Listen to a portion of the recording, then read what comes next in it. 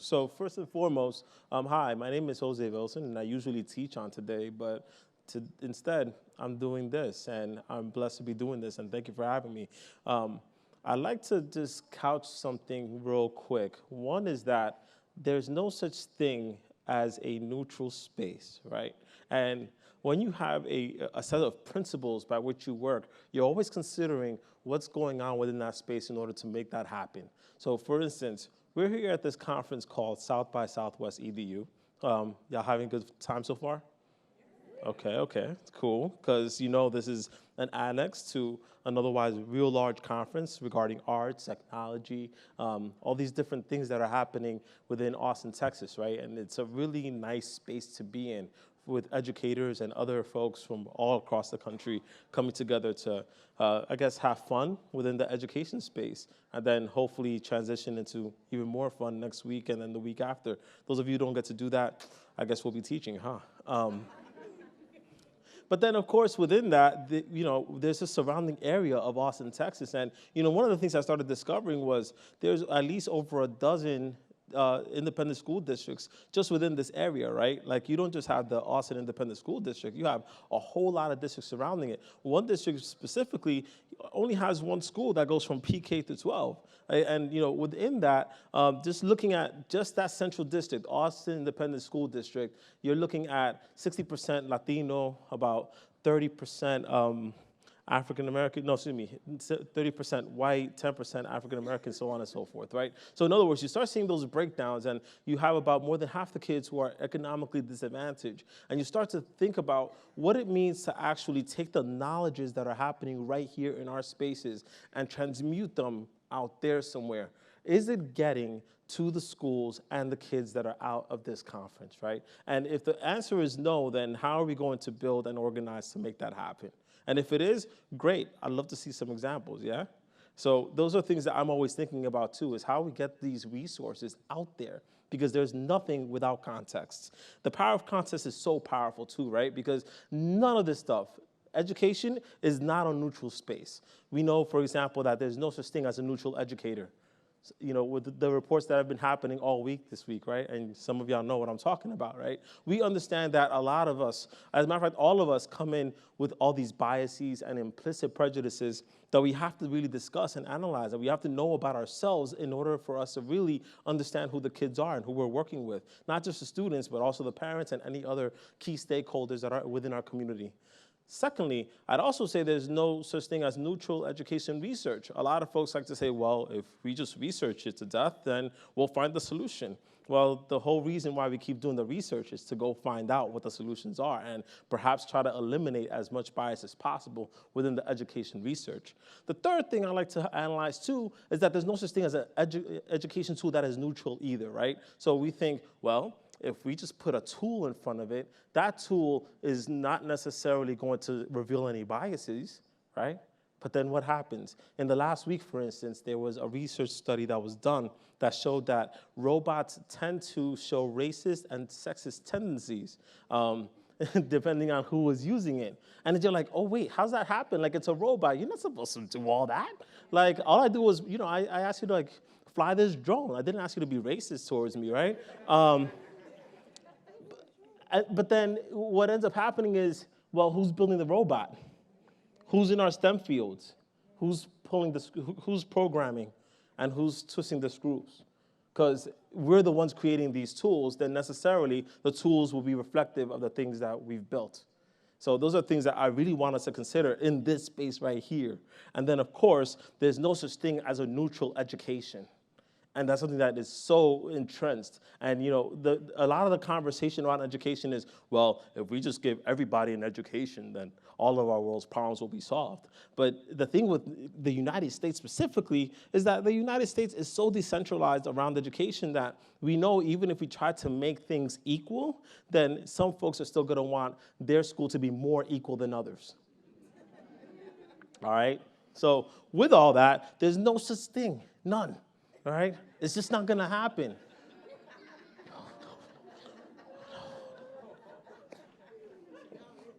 All right? Now, I mean, if you decide to get out of education, that's your thing. But, for the time being, please understand, that's the principle by which I'm working with that. So in this conversation I like to have with you all, that's where I'm coming from on this.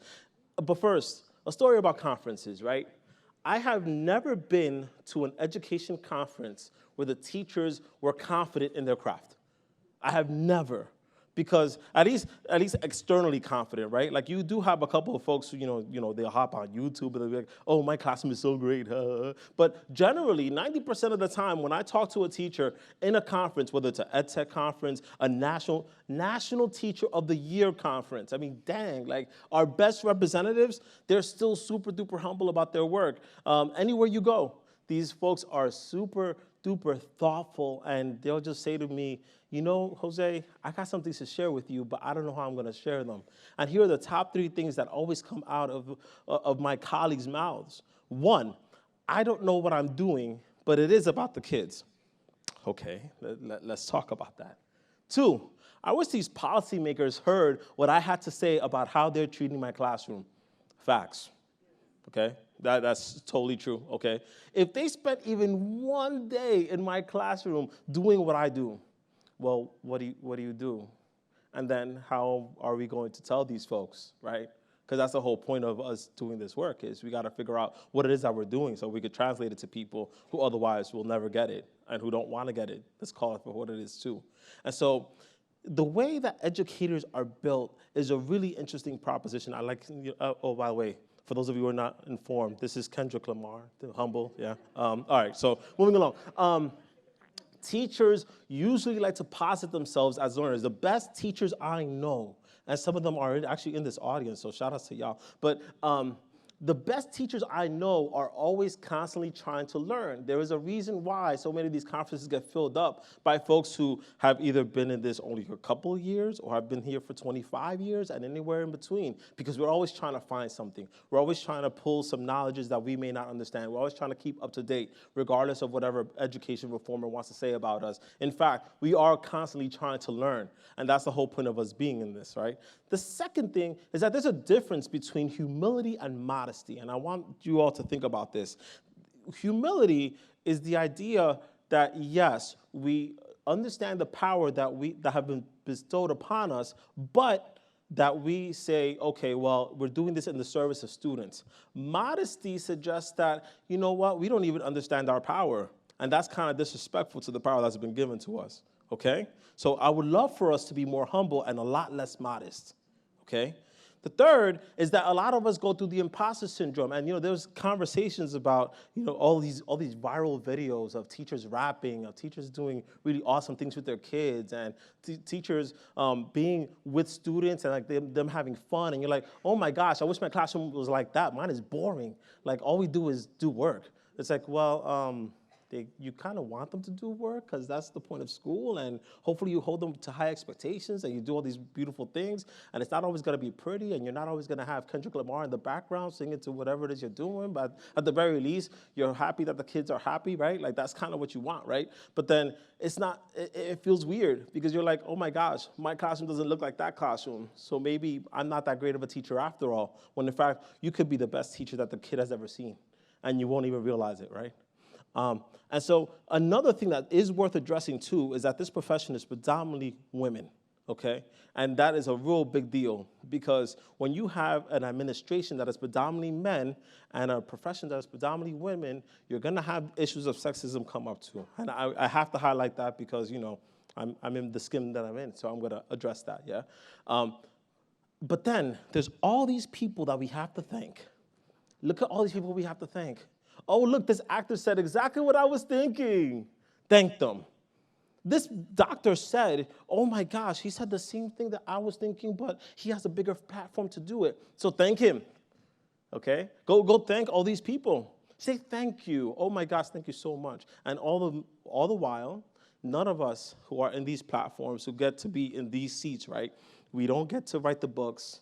We don't get to be in the movies. We don't get to be in the panel. CNN barely calls us. As a matter of fact, there was a research that was done by Media Matters that showed only 9 folks who were ever invited to a panel by any major media network. I'm talking about CNN, Fox, NBC, etc.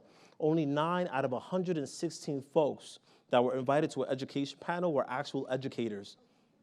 And out of those 9, I would say half of them were Diane Ravitch.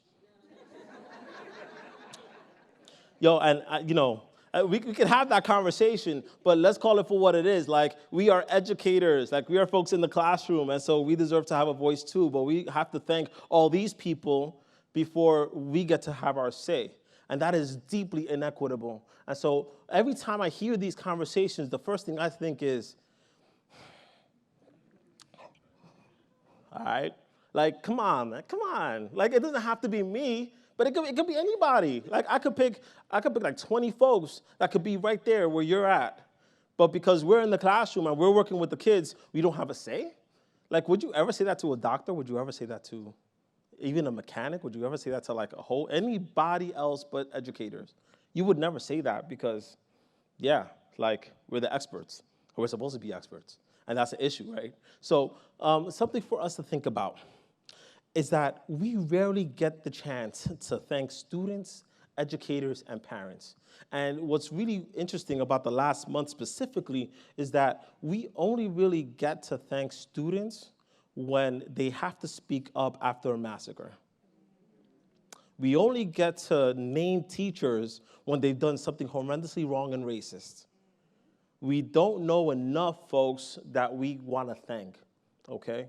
And we don't actually know them nationally. We don't know enough educators nationally. And I'm not talking just about like any principals, teachers, like anybody who's in that school space. We don't have enough folks who we can say, you know what, nationally speaking, that's my person. That's the person I like to talk to.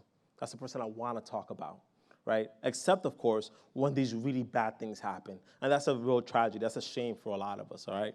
Now, there are 3 principles that I want to talk about, 3 real big things. And I know y'all are taking credit for this sort of thing, so maybe I should give y'all some knowledge.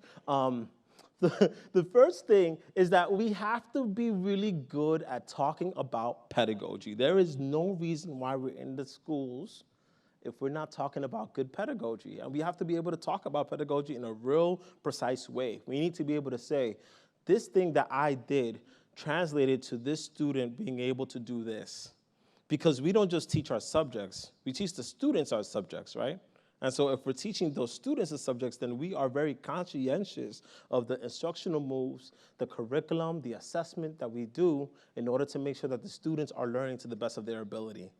But of course, if we want to elevate our game, we then say, how can we then take that expertise? Because us having 2 feet in the classroom really matters in a really profound way. How can we make all these policymakers, that includes the politicians, that includes all the folks who are outside of the classroom, to understand what we're doing here, yeah? So when I talk about policy, I'm really talking about a transformational policy where people aren't doing things to us, but with us. And that's a whole different thought process. That means these policymakers actually have to talk to us when they create, like, let's say, a Common Core state standards, and like they just throw it at us and say, oh, do something with that. Go learn it. It's like, but what if it doesn't? It doesn't matter. That is what they say. Okay. So if it doesn't matter, then why am I here? And that's where you start seeing a lot of that teacher turnover, that disempowerment, that lack of autonomy. And people say, well, this is the way we get rid of bad teachers. Yes, but this is also the way you get rid of innovative teachers too. That's the way you do it. You try to get us all into this really tucked in middle, and you remove any sort of error, but then that error is often the space where kids get to make a lot of mistakes, but we also do a lot more learning than we say. If we just pick everybody to just be in the middle and just do exactly what we say, we don't get creativity out of that. So that's where we have to be those policymakers ourselves in order for us to translate these conversations to them. And the third, and it's the last, but it is the first. We have to know the students. We have to know the students not just as students, but as actual people. So thinking about their backgrounds, thinking about who they are, thinking about who they are as community members, listening to them, creating situations where we can actually empower kids. Like, that's a really big deal. So when I talk about teacher expertise, I'm talking about 3 really big levers here. 1 is pedagogy, 2nd is policy, 3rd is students. Y'all got that, right? Because, again, you're getting credit for this. First, I ask you, I would love for you to take 2 minutes. Yo, some of y'all know Wu-Tang. Okay, I see you. I would love for you all to turn to one another. So if you find that you're all by yourself, go find somebody, because I want you to talk for a little bit if you don't mind, and ask, what is good pedagogy? So what does good pedagogy look like to you? I'd love for you to take the next 2 minutes to discuss with a partner or with a group or with a clan or a group, anybody, your clique, your homies. Take 2 minutes and discuss what good pedagogy is, and go. 10, 9, 8, 7, 6, 5, 4, 3, 2. So, cool kids, I'll do something out of the norm, and I'll ask you all to shout your answers one at a time. I'm not doing the hand-raising thing, contrary to my own beliefs about pedagogy. I mean, my Dominican kids will yell, but that's another thing altogether, yeah? Feel free, shout one at a time. I'd like to hear what good pedagogy is, please. Research-based, okay. Cool. Next. Developmentally appropriate. I've heard that a lot. That's a good one, yes. Culturally responsive. Yes. I heard some snaps. Good on you. It's facts, right? All right, keep it going. Co-constructors of knowledge, working with students, not at them, not to them. Go on.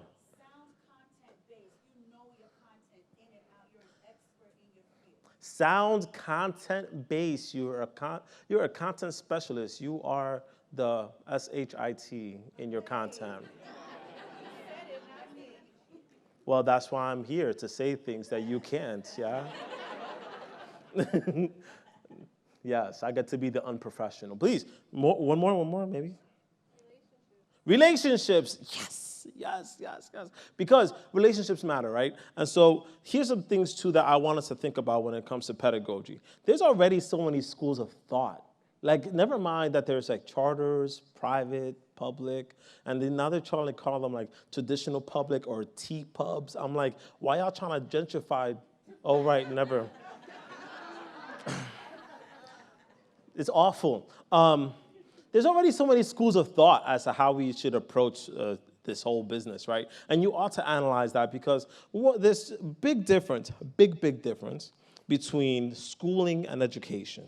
We know that schooling is the processes by which students are disseminated information, and any number of things can be given to them, but it's our process by which we do things, versus education being the things that they're learning systematically, but in and out of the school building. Doesn't necessarily have to be attached to that, right? So there's two different things that we're working with, and oftentimes just because you have a schooling doesn't mean you got an education, or vice versa. Cool? Secondly, there's so many different methods of schooling, and there's not enough cohesion around what works best per se, because a lot of people are gonna depend on whether or not the goals that they have internally are met. So there's always gonna be that tension between what it means, for example, to have good test scores versus what it means to actually engage students, and those don't necessarily match with what we want to do, correct? And we have to create a unified vision around that.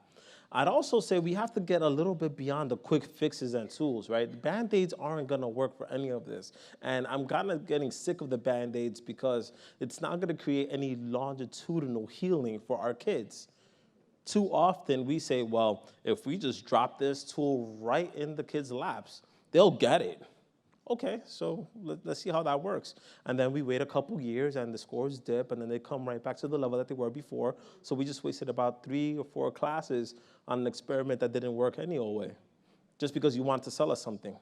Okay, so that's what we're doing in education reform. Next, we also have to think about what it means to have an education in the space of a true citizenship and a true democracy. Granted, a lot of people argue that we're in a republic, fair enough, but then there's also this tension too about what it means for us to actually have a public education system where people have to actually go to the school and at least stay through some part of high school.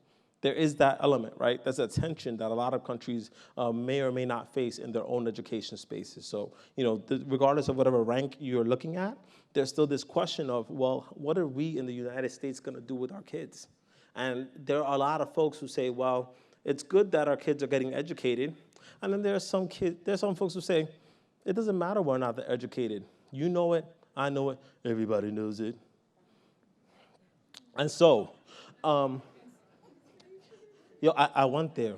Oh my gosh, he went there. Oh my gosh. Who is this guy?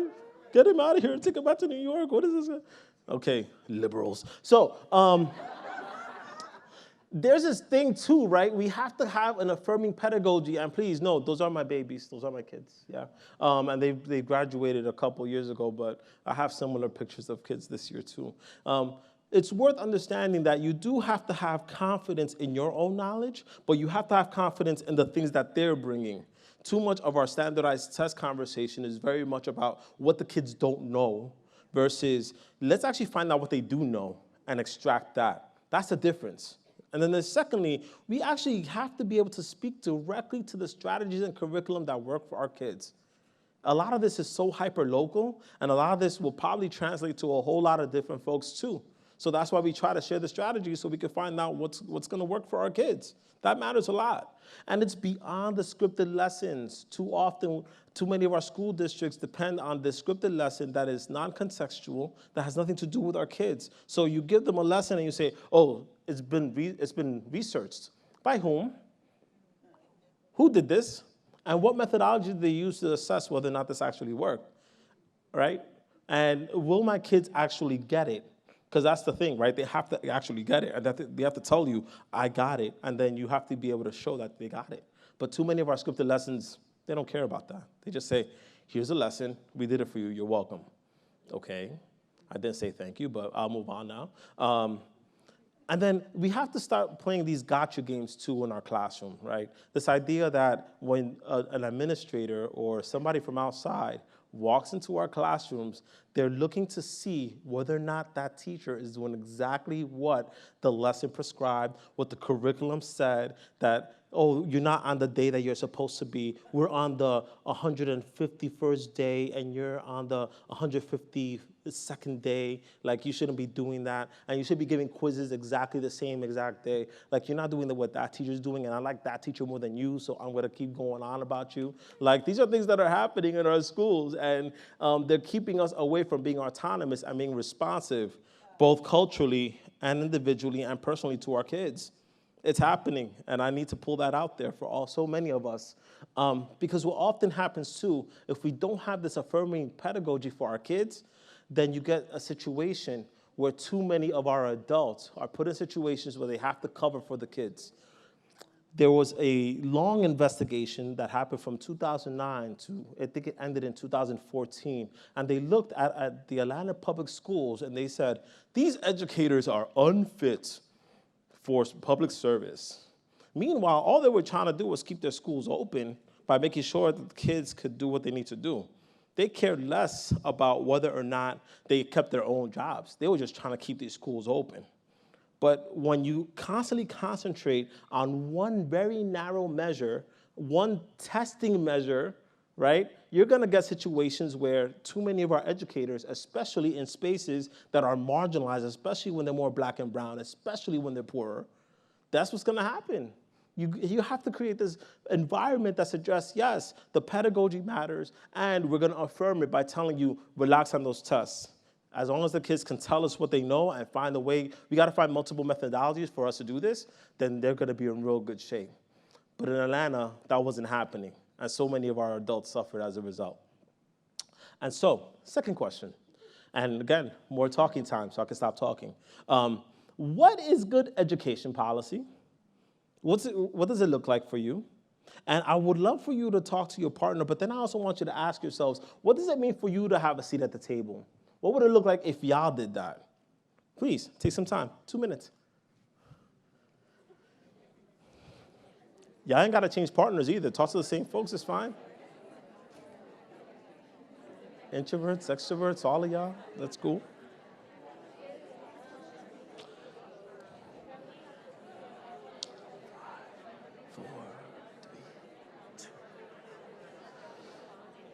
And of course, if you've never heard Solange's A Seat at the Table, this is your time to get a good look at that GIF. Some of y'all call it GIF, but I don't know which internet you're looking at. That's fine. I hear conversations pop off. This is great. Again, same pedagogy. Be careful with your phone. Looking carefully at education policy. Yell it out when you're ready. Does no harm. That's a positive thing. Thank you. Wait, one more time. Student focused. Considers the impact of decisions made on Capitol Hill as it rolls downhill and hits every classroom in the state or country. Woo! So, well, he just imagined that there was like a real small snowball at the top of Capitol Hill, and it got real big by the time it hit us, which is totally facts. Please, keep it going. Created with educators in mind and alongside educators, not if you've been in the classroom for like 2 years, but like a real long time. All right, keep it going. Created with students too. There's the student piece again. Keep it going. Take the special interest out. Yes. So next, one more. I see your hand. Oh, corporations, yes, that's critical. All right. Now, here's something for us to consider too. There's a lot of conversation about this idea of cages, right? And I want us to just be very thoughtful, just for a quick minute, if I may. Because there are people, and this is a total sub, mind you, but I'm going to just go in anyway. There are people who say, well, you ought to be cage-busting teachers. Look at you.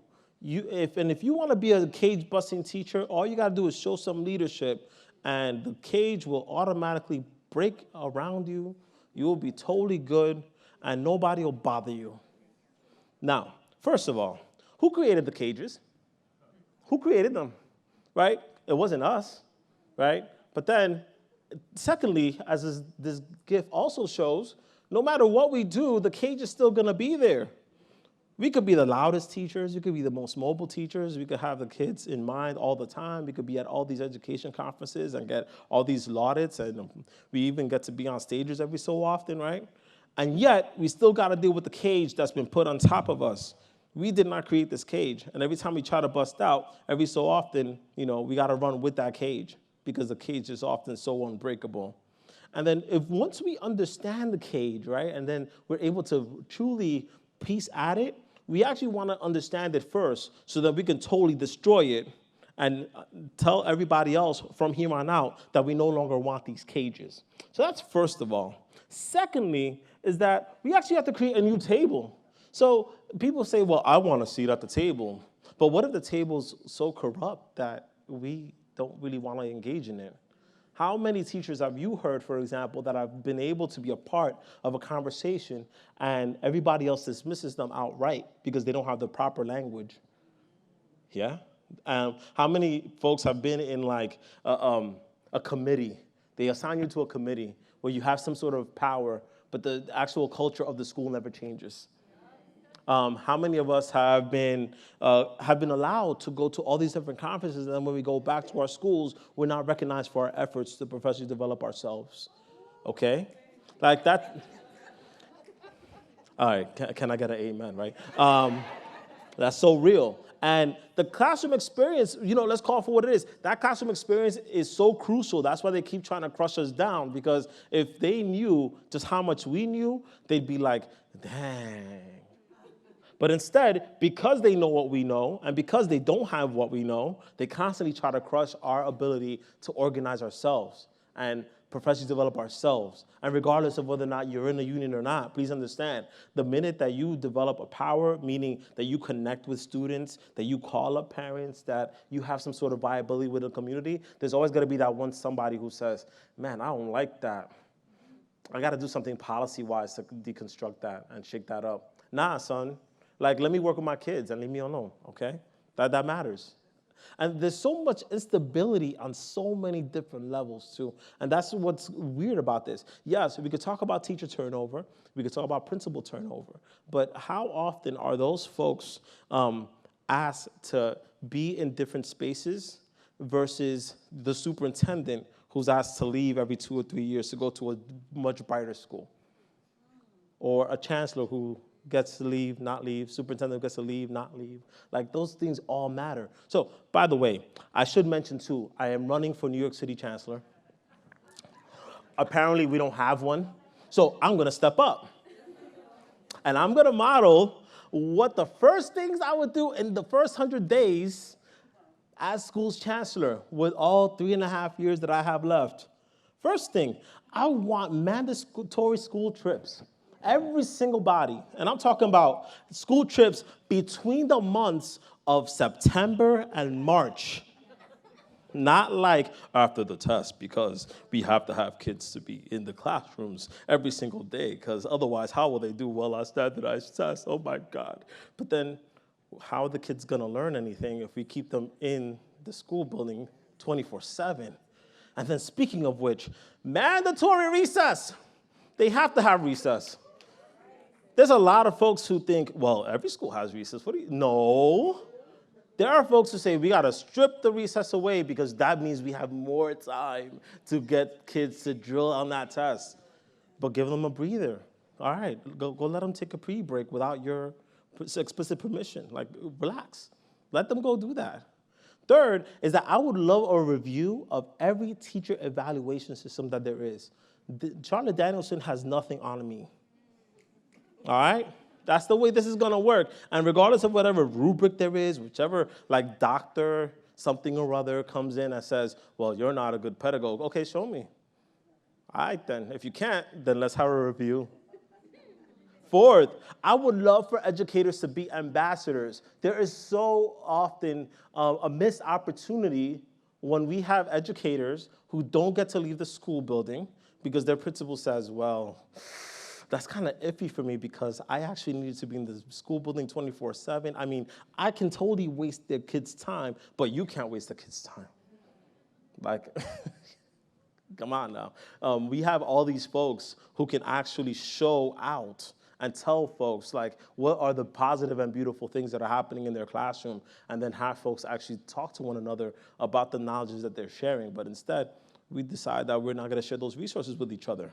5, culturally responsive pedagogy and anti-racist training, very necessary, and not in the way of, let me just pull up a big old PowerPoint and just tell you this is exactly how you gotta treat our black kids. But it has to be a way where everybody feels like, you know what, that makes sense, because this is gonna affect me and my kids. Second, okay, 6, this is coming up, yay. Oh look, my chancellor run isn't gonna go too far. Yay. Let's see. Can I? This is not going forward. Okay. Next. Come on. Thank you. Better professional development. By the way, I have to say, there has to be a cap, too, on how often we get to see PowerPoint slides being thrown at us, and then how many words get put on a PowerPoint slide, and then how often the folks actually get to read from the PowerPoint instead of actually telling us what they're talking about. There has to be caps on all that. That's boring. And then the best thing, you're a progressive educator who wants me to be progressive in my classroom, and the way you're gonna show me is through a rote method. Thanks. So, that's always gonna work. 7, I would like sample testing. So sample testing, I gotta put y'all onto that because it's amazing. Linda Darling-Hammond is gonna be like, Vilson, thank you so much. Because instead of saying, let me test the kids every single year, there are countries that literally only test 3rd grade, 6th grade, 8th grade. The year before the NAEP test comes out, they test their own kids. And that's all they ever do. And they're doing way better than us. So what are we doing testing these kids every single minute? There are folks who, I know my English language learners probably get tested about 40 days or so out of the school year. Very ridiculous. And so I got to chop that. I got to cut that out. And then, of course, policy lever number 8. Teachers get to own their own work. How often do our school districts say, and those are the principals too, I'm going to allow y'all that, but how often do districts say, well, your lesson plan was created on my time, so I own that? Yo, did you create that? Did you put your thoughts on it? No, I did. So I at least want co-ownership of the things that I create. That's the way we create a profession, right? That matters a lot. And so it is worth, last bit, it's worth saying this. What does it mean to know students? Yes, this is an image of Saturday Night Live, you know. Yes, Sean Spicer kicking out Bessie DeVos because, you know, yes. Please, take 2 minutes. We got some time. 2 minutes, go. Talk to each other. What does it mean to know students? Know students. 2 minutes. All right. Sufficient talk time for the win. Whenever you all are ready, I'll be here. Please, yell it out. We're almost there. Look at these. You see, I could tell some of y'all are using your hands to talk, so you're really getting animated. That's awesome. Please, whenever you're ready. What does it mean to know kids? Listen to them.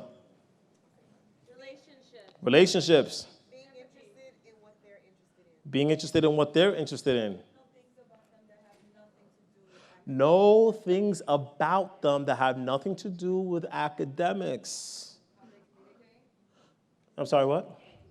Yes, how they communicate. Also, I want to note, too, that the same person who just offered up the idea that you have to know things about them that are non-academic is the same person who also said that you have to have a high content knowledge base. So I could tell that's a person I want in my classroom. All right, I see you. Keep it going. One more. Building language and what they're passionate about, what excites them, right? And so here's some things, too, that I want us to think about is this idea of a transition of power. And some of you have been very aware of what's been going on the last couple of weeks. And it's so critical because there's something that obviously happened, and instead of cowering, they decided to rise up. Okay? But then, of course, this isn't just happening in one section of Florida. It's been happening for almost a decade now. There are folks, black and brown youth, white youth, all types of youth that are saying, you know what? Let's get activated. Let's actually learn what's going on so we can have a critical discussion in a way that adults have not been able to. And when you think about your own classroom, do you say, well, I wish I had an Emma Gonzalez in my classroom? Or do you say, how are we going to build up more Emma Gonzalez's in our classrooms? All right? Not just them, but also anybody who's been activated, whether it's be through the Black Lives Matter movement, Fight for 15, the Dreamers. There are a lot of folks who are putting their lives out there to try to create policy change. And even though they may not necessarily have the right language and access to power, they definitely have this thing where they just want to keep fighting. And we need to learn. And adults don't necessarily need to be in the front either. Let them be. Sometimes it's okay for us to say, we don't have the answers. Let's give away that power. That's what transformation looks like. And then thinking about students as people and not at the numbers attached to them. How many professional meetings have you been in where somebody says, well, that child's a 1? Or, of course, on the flip side, that child's a 4. But what if that child is not a 4 next year? Well, are you still going to value them? Are you still going to love them? Do you still know their interests? Well, some of you are saying, yes, absolutely. Good on you. And if you do, then you're in real good shape. I also want to highlight, too, that it's not just about the grit. It's not just about mindsets. It's actually about the work that we as adults need to do to make sure that the environments that the kids are learning in allow them to cultivate their own power. They already have the power. We just need to be able to create it for them and create spaces where they can actually do that sort of thing. That's our job. We can't just keep putting the onus on them and say, well, if the child just had a little bit more grit, not knowing that sometimes just getting to school is grit enough. It is resilience enough. Their mindset is already fixed on being in your class and staying awake for those 45 to 90 minutes. That's pretty strong. for a lot of our kids. We ought to keep that in mind. And then, of course, it is worth noting, too, there's a lot of folks who want us to have guns now, right? And that's a policy thing that is worth highlighting, too, because some statistics for you. Number one, there are 19 states that still allow corporal punishment. They still, yes, like Texas, there are still folks that allow for paddling in our schools. And as a matter of fact, 167,000 students were paddled as of 2012. That's the last time it was measured. And I'll get more updated, stats soon. But that's a pretty big number for just a few years ago. Imagine a teacher with a gun. And how many of our youth are scared of us with guns, right?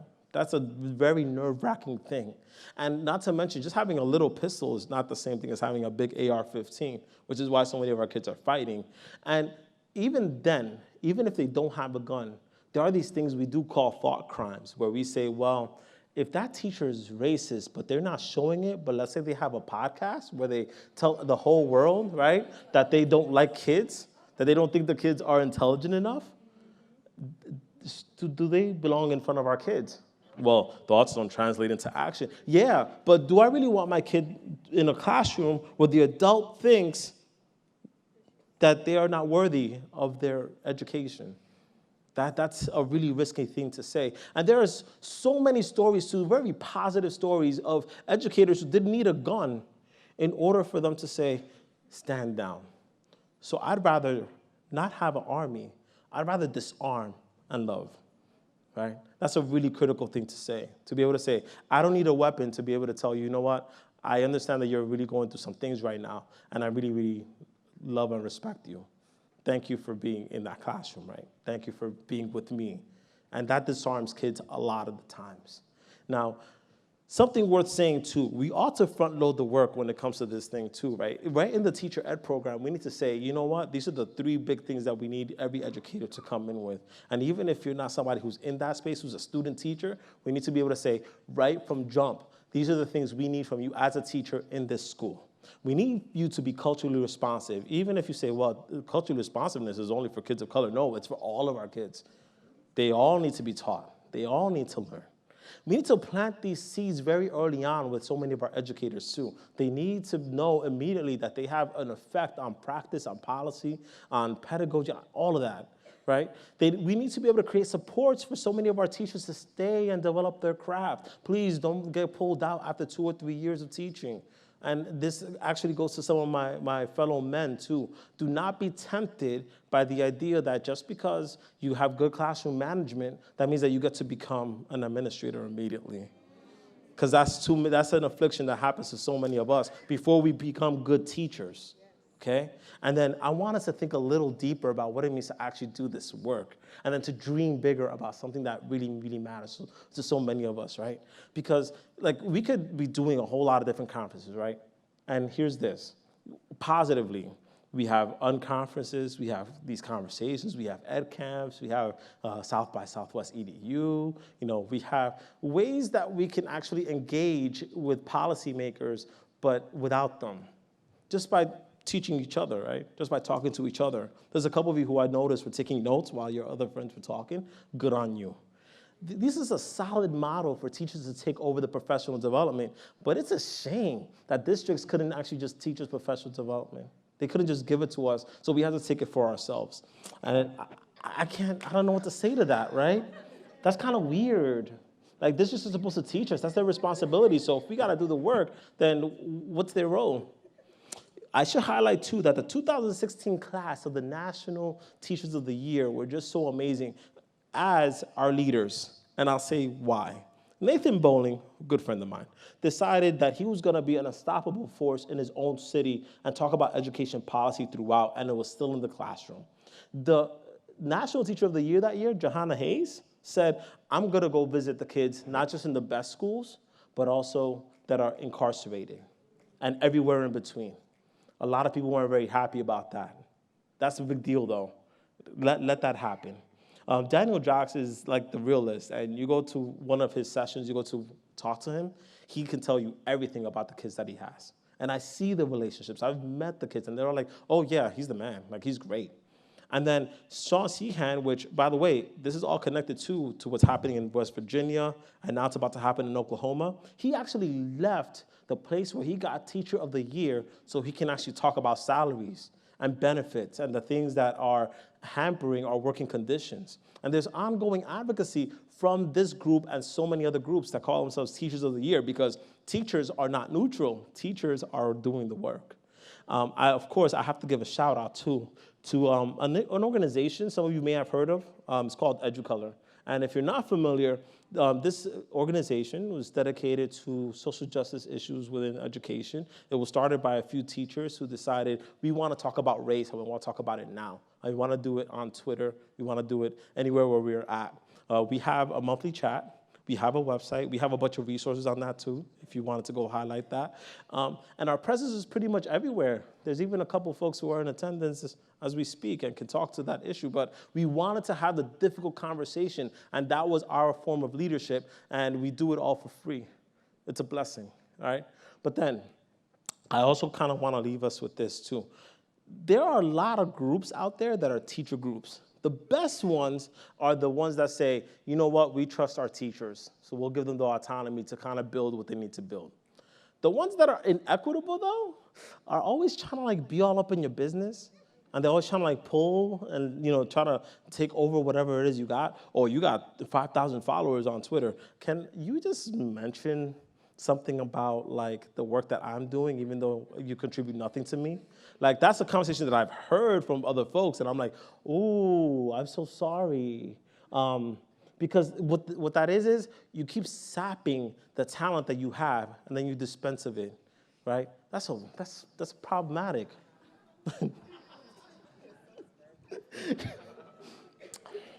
That's problematic. And so, yeah, I'm looking at this with you. There's a couple of reasons why this matters, and this is where I close out. You see here two of my beautiful babies. These are my classes. The top class over there is kind of having fun there with Theodore Roosevelt. And I don't know how close he'd want to be with us, but he's a statue now, so we're going to have fun. And of course, on the bottom, that's my homeroom as well. Some of them are shy, but they want to do it because, you know, it's Mr. Vilson. Like, it's cool. You know, my kids deserve the best education possible.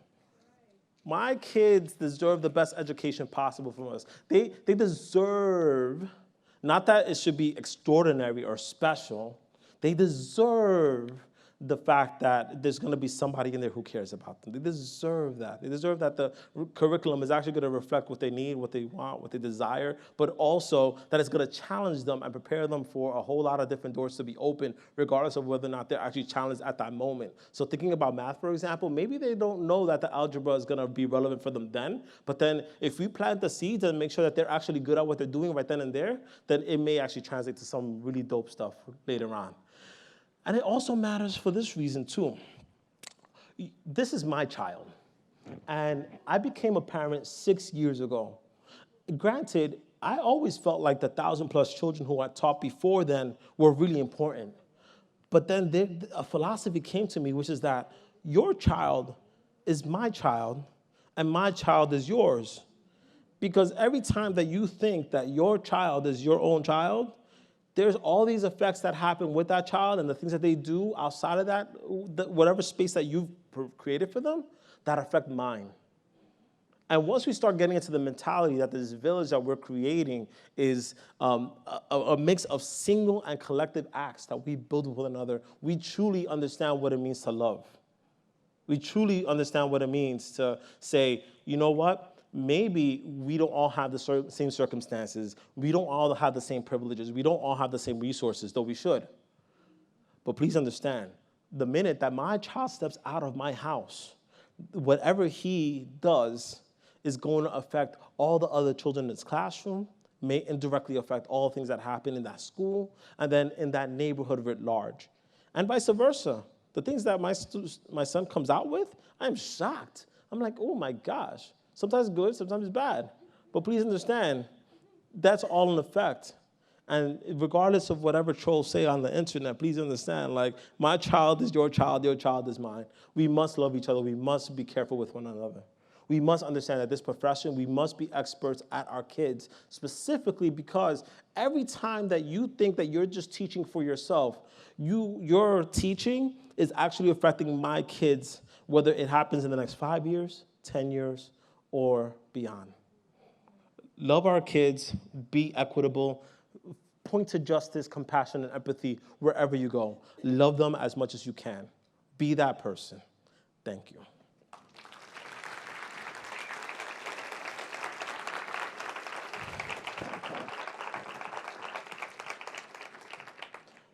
A lot of white people in the room, myself included, are there times white educators do more harm than good, despite good intentions to promote equity? Am I supposed to say no to that? I think there's something to be said for having a white-dominated profession and every educator needing to learn anti-racist behavior. Because as educators, we are the stewards for our country and the knowledges that are bestowed upon our kids, whether we realize it or not. We are agents of the state, and a state that suggested that educators need to be educating for a more informed citizenry. Now, what that information that we are informing our kids of is up to us, right? We have to be able to say that and be explicit about that. And then say, well, what is the harm that I'm doing by teaching a very whitewashed history of George Washington, for example?